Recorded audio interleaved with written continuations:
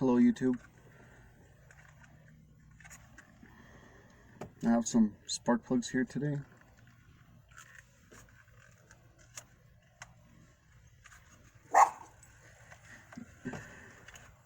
That I have to throw onto the Prelude. It's been about a year since I've done them, so I'm gonna make a video about it. And this video is for people who are beginners on working on their car. You know, I know some of my buddies that are gonna watch this video are gonna probably be, hey, why you make a video about changing spark plugs? That should be common sense. Well, you know, I just help some people out, you know, just let's teach them how to change out a spark plug. On this car, it's really simple. It's the F22 Honda engine.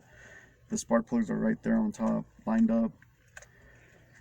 The design of your engine, it will impact on the difficulty of how easy it is to get there, you know, how to change them. But on this one, I hope it gives you guys an idea of how to do it. You know, it's pretty simple, and I hope you guys catch something from watching me do this. So, what is a spark plug? A spark plug delivers a burst of electricity into your combustion chamber while your air-fuel mixture is compressed through there.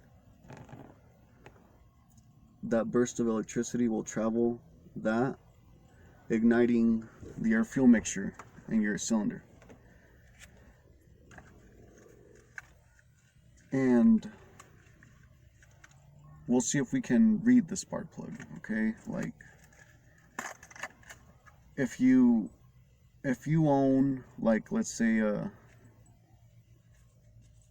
Haynes repair manual or any type of repair manual, I think there is a little poster in the front page, like near the front page or the back page, that'll teach you how to read a spark plug. It'll let you know on how your engine is running. You can tell a lot by just changing out your spark plugs. So let's go ahead and get started, and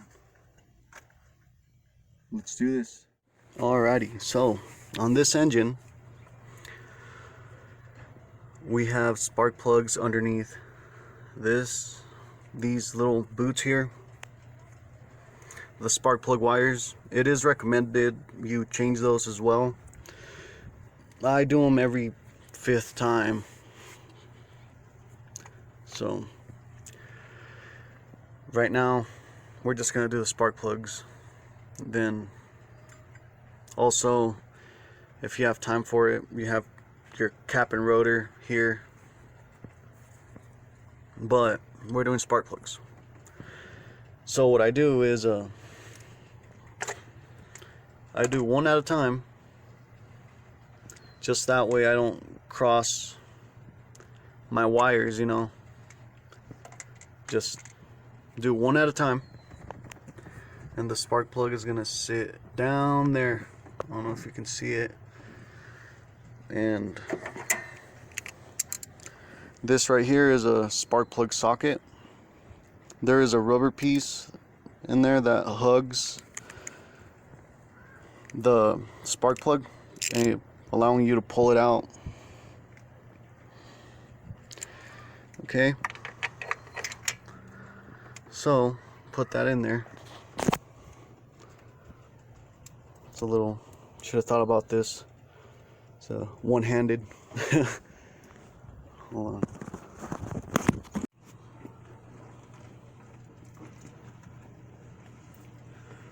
Okay, so hopefully that's a little bit better. Just a little close up there. So they should be easy to come off.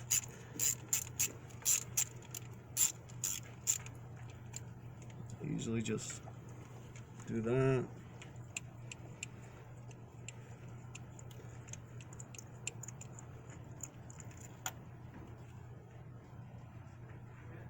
And there's one.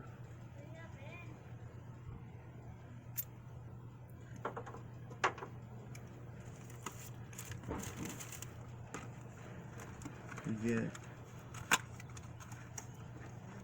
your new one.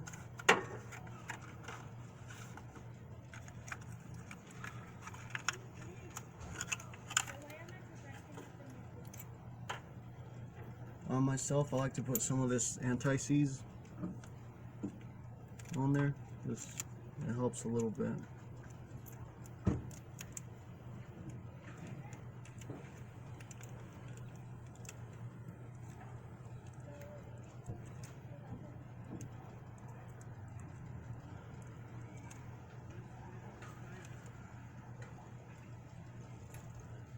That way it's not so hard trying to take them off next time, you know.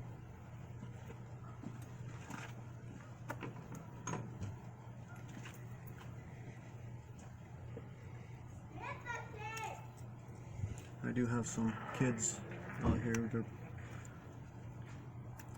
playing around outside. Not mine, mine's inside. So as you can see, that one just fell in there. It should just drop into the cylinder head. And I first started off by hand, and then once I feel it tighten up a little bit, I get my ratchet.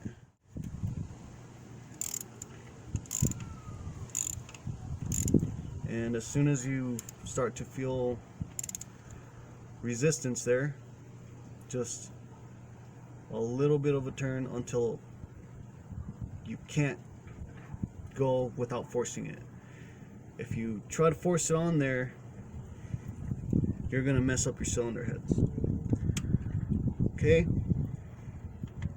so we'll just do that. We'll leave it there, and we'll move on to the next.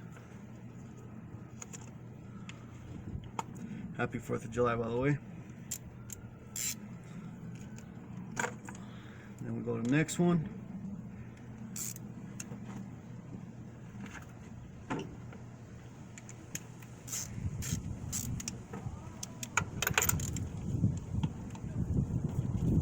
Get the spark plug puller. It's getting a little windy. I apologize.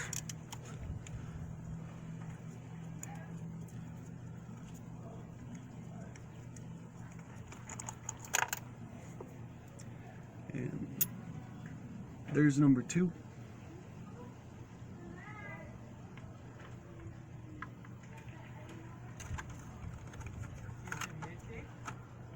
Then you put your second one in there.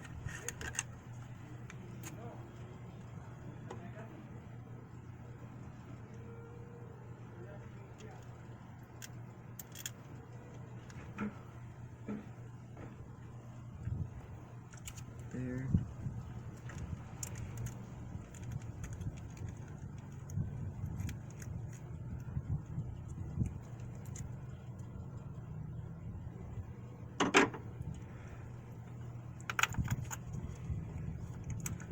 Down in there.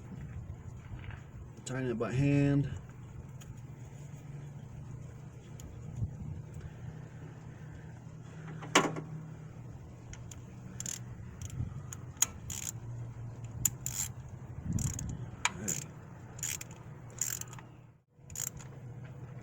Alright, feel resistance, and there.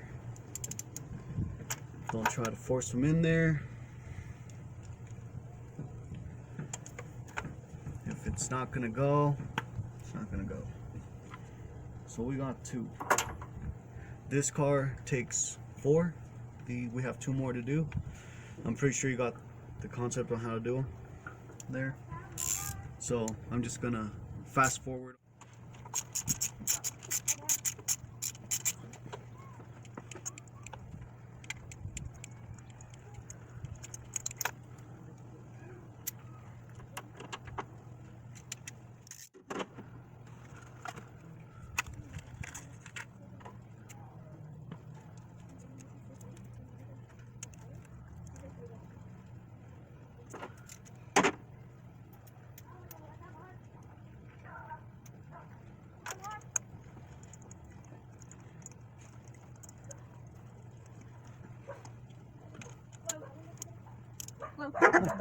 wondering if I can pick some Navajo tea out of your backyard. It's growing, but I just want to pick it. Oh, yeah, sure. Well, let me get my dog. Okay. Are you able to I get can jump over the fence. Yeah, okay. But yeah, go ahead. I didn't even know what it was, but if you know what it was, go ahead. Take it off. Thank you. Yeah.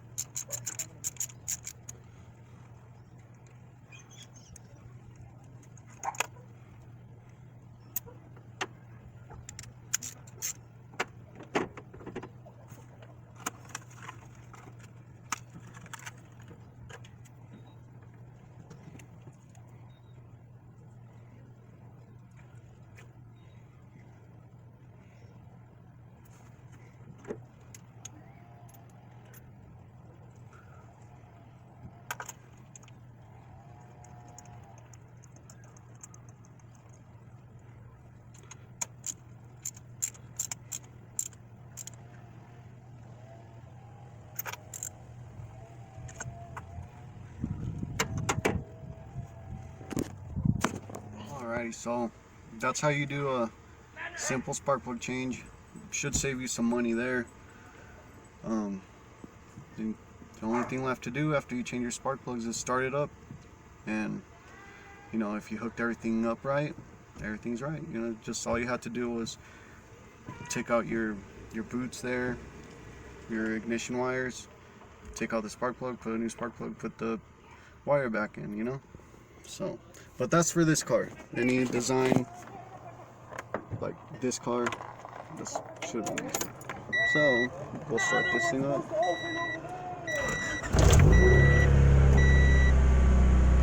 And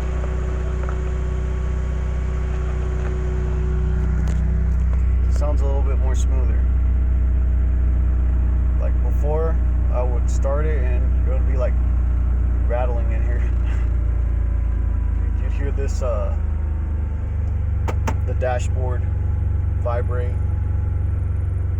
And so after a year, I think I needed it.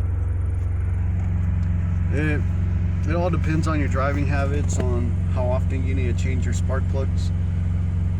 If they're also the material, like if they're copper, what is it, every 30,000 miles, I think? And if it's iridium, I think they can last up to 80,000. But again, it all depends on your driving habits. If you're hot rodding every weekend, you're gonna have to change your spark plugs about every 3 months, maybe even a month. You know, daily driving, just normal driving, they should last you a long time. Okay, so this right here, this is a more modern style. This is on a 2000 Toyota Tundra, the V8.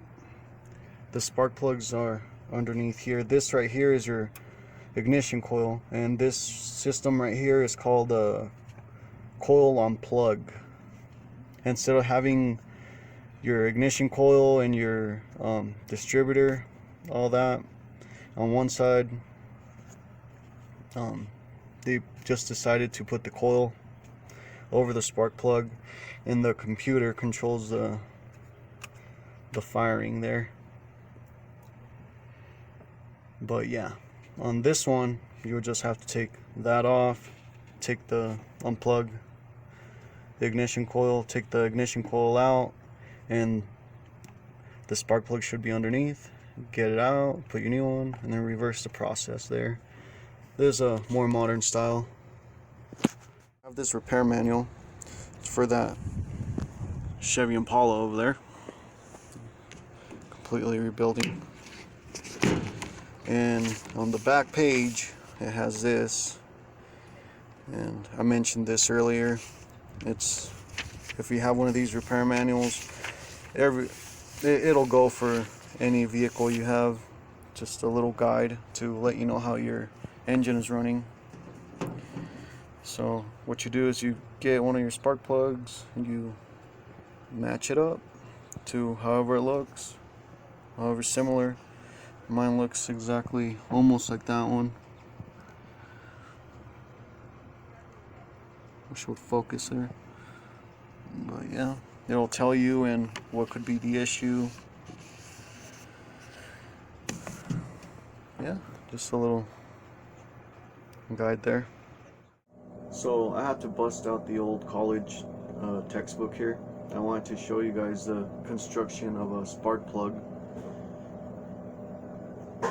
So this textbook is from my college days, San Juan College. You guys can see that. That's the construction of a spark plug there. And then down here it teaches you about heat range. So if you guys can take a good look at that, that's what a spark plug is made of. So I do this right. The electrical burst travels through here.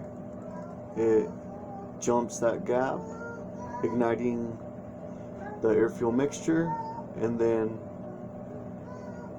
it grounds to the side electrode there. And your heat range there. A lot of people wonder what that is. It's how fast the spark plug transfers the heat to the cylinder head. So let's see. So the spark plug construction, the reach is the length of the threaded part of the plug. Heat range of the spark plug is how rapidly the heat created at the tip is transferred to the cylinder head. A spark plug with a long ceramic insulator path will run hotter at the tip than one that has a shorter path because the heat must travel further. And then type of seat. Some spark plugs use a gasket and others rely on a tapered seat. So I don't know if I mentioned it previously in the video. At AutoZone they sell like this little coin. It looks like a 50-cent piece that you can adjust the gap for your spark plug. On some spark plugs you don't have to gap it. It's actually, you know, a little dangerous there. You might break the tip of the spark plug, or because like the electrode is just like too small. And then